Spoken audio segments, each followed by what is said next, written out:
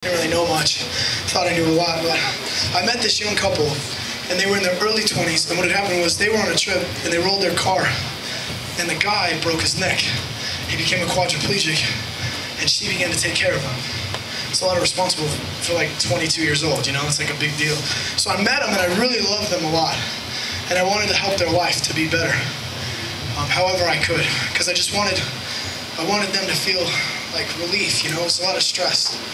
And over the course of like a couple of months, I became somewhat close with the guy. He was kind of a hard, I said it last night, he was kind of a dick, really. I mean, he wasn't like that nice of a guy, but I really liked him a lot. Anyways, he was a hardcore kid, what are you gonna say, you know? So the girl and I were more alike. We were more kind of like one another. And over the course of a few months, she developed she just started telling me that she had feelings for me, which was flattering, honestly, because I thought she was really hot.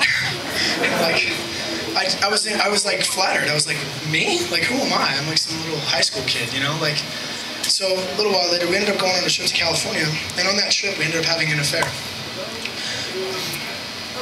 So yeah, let's just talk about stealing from a guy in a wheelchair. Anyways, so I got back.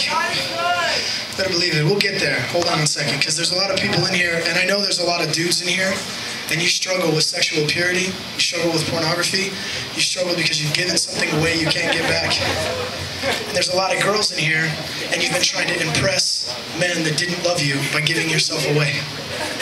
And so I just want to say this real quick. About a month after that happened, he committed suicide. I was never able to tell him, basically, that I'd taken something that was so important to him. I was never able to make it right.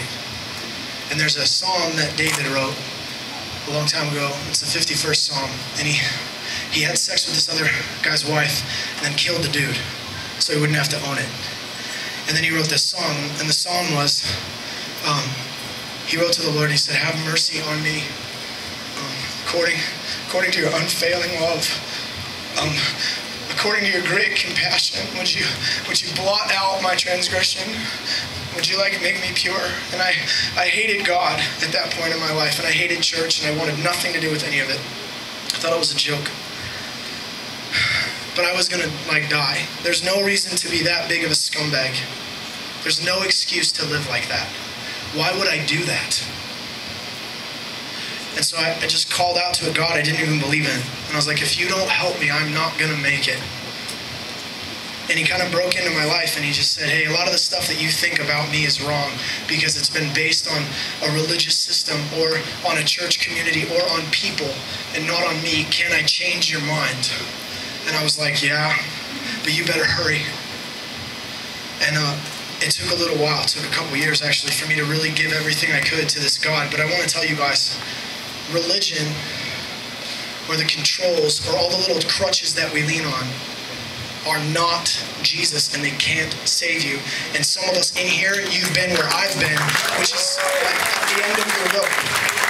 The reason we're here playing music is because we want to bring people into relationship with a real God that I did.